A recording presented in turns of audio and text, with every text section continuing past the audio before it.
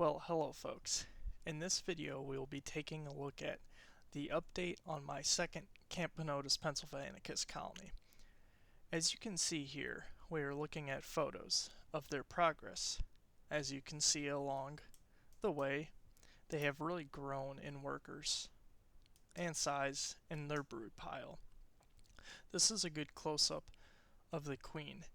They have been consuming a lot of sugar to give them energy to get protein that they need to grow to a big size, and grow to a big size they have, at least compared to where they started as a single queen, I found one day out in the woods. Also, as you can see, they already have some majors. There's so many that they moved into the test tube going to their outworld. I offered them some sugar water, but they didn't really seem to want it at the moment. She left, of course. Now this is what they really wanted.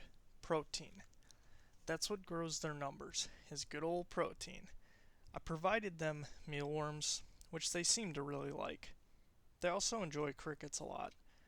I try to really diversify what I feed them to keep them on their toes. I'm sure they also enjoy not always having the same old thing. That would get boring for them, as it would for us. The first worker that found it sat there and enjoyed it, and eventually she left and came back with the reinforcements. As you could see from the progress photos earlier, they really have grown, and with it all, the protein I've given them already started producing majors.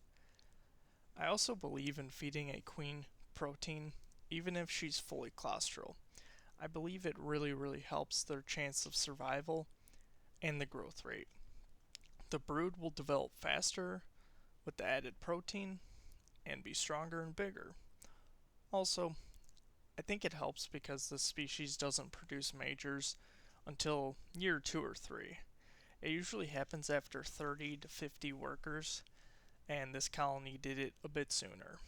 Majors come early or mid second year or the beginning of year 3. This colony is about a year old now. They have gone through one diapause, which is their version of hibernation. Their bodies produce glycerol, which is an alcohol that keeps them from freezing. Also, their metabolism slows down by up to about 90%. They'll also usually seal off the colony at the entrance and huddle up together as deep as they can in their nest.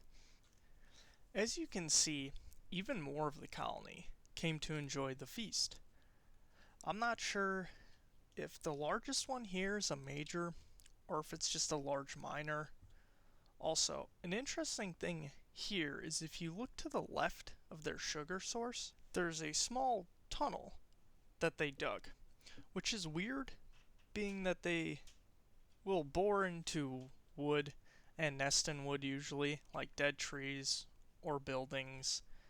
They don't eat the wood, they can't digest it. The cellulose, which is a component of wood.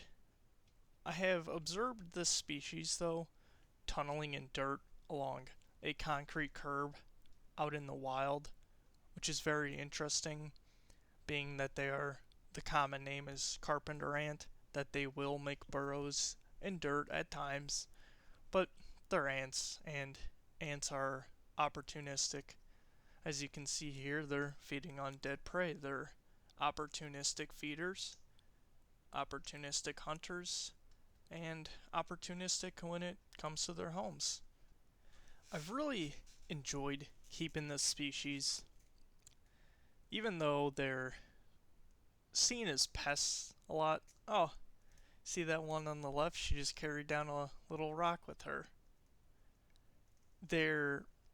Every species of ant is different. They all share a lot of common personality and traits, but they do seem to act slightly different, making each one of them unique. And even though these are usually considered pests, I think they make a great pet, especially a beginner pet, seeing that they don't take that much food, they don't take up much space, they grow pretty slowly, which is a big downside to them. If you want a species of ant that grows fast, they get the big colonies quicker. Usually got to get a much smaller species, but a lot of the smaller species don't usually have majors like Camponotus Pennsylvanicus here does. So a good in between would be Phaedoli species, although they are very small. They do produce majors. I mean, their common name is big-headed ants, and they can be found in most places in the US. I mean, you can just wait for summer to come around, spring, and usually after it'll rain, when it's real humid or hot out, they'll have nuptial flights. And that's where I found the queen to this colony, was after a nuptial flight out in the woods on a path.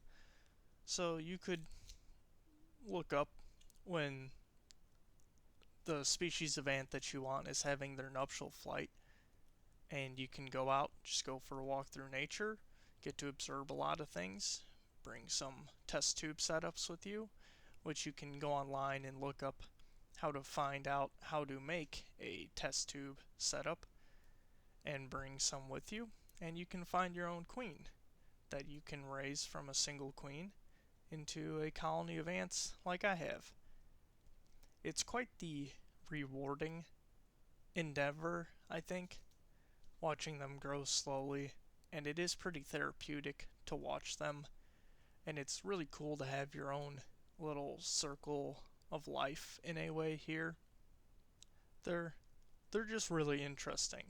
If bugs are your thing, then I think you would definitely enjoy ants. And speaking of majors earlier, before I got sidetracked, ADHD does that.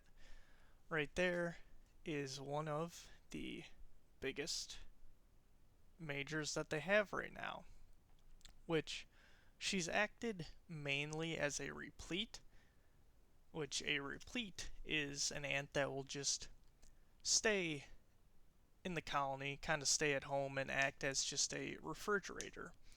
As you can see, her gaster in the back there, or her abdomen, you could say, is really filled up with food.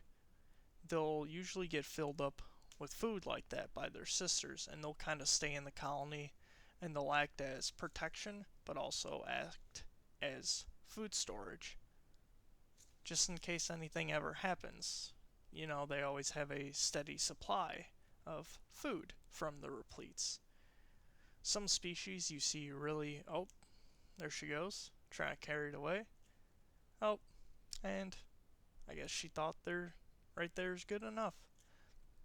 Some species, like honeypot ants is their common name, they have really extreme examples of repletes. Oh, she ran off. Something must have spooked her. Something being me, standing over top of them, watching them as I record them.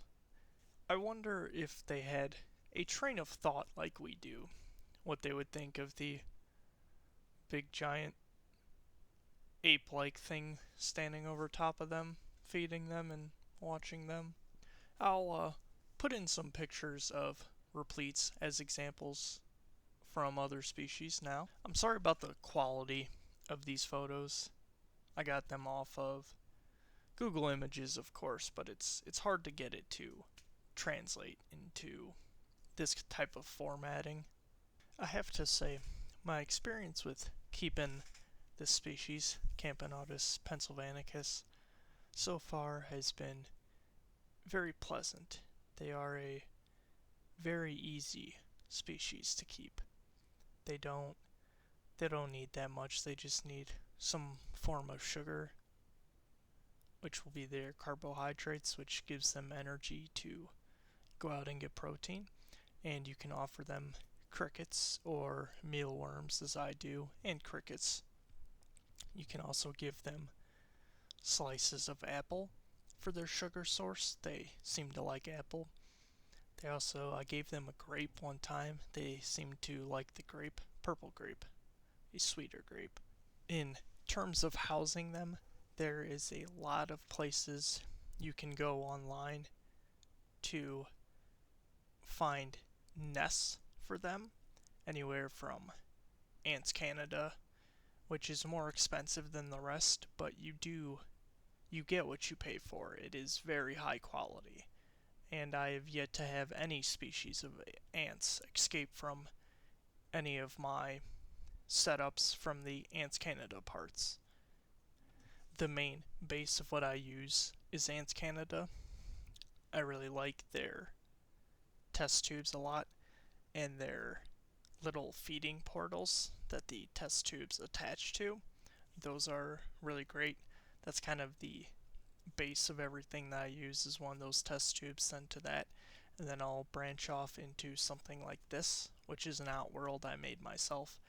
I just went on Amazon, and for 22 bucks I was able to get an assortment of like Tupperware containers that you would put food in that come with a lid that seal, and that's what I made the outworld out of. I just cut a hole into the side of it.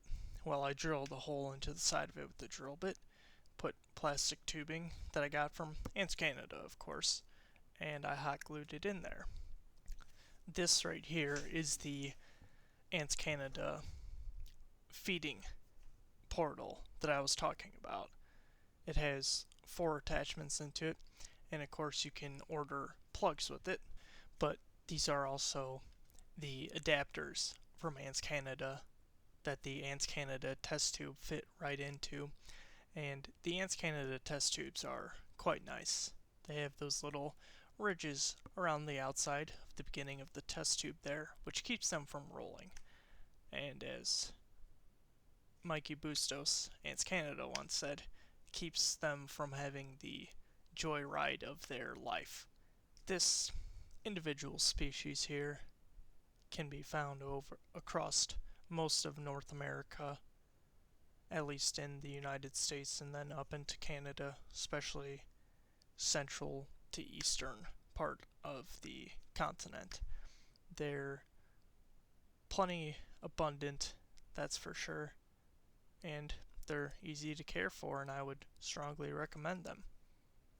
Well, I hope you enjoyed this video, and to the grand total of the 0 people that stuck around for going on 13 minutes now, here's a little quick bonus footage of the outworld that I made and when I first introduced it to this colony. And there you can see me turning on the light that I use for recording, which, as you can see, it helps a lot. And I guess I'll let this roll for a little bit if you want to see them come in and out and do a little exploring. Well, thank you for tuning in, even if it was for only 10-15 seconds. I appreciate every comment and every like, the good, the bad, and the ugly. I enjoy some constructive criticism. I wish you all a great day.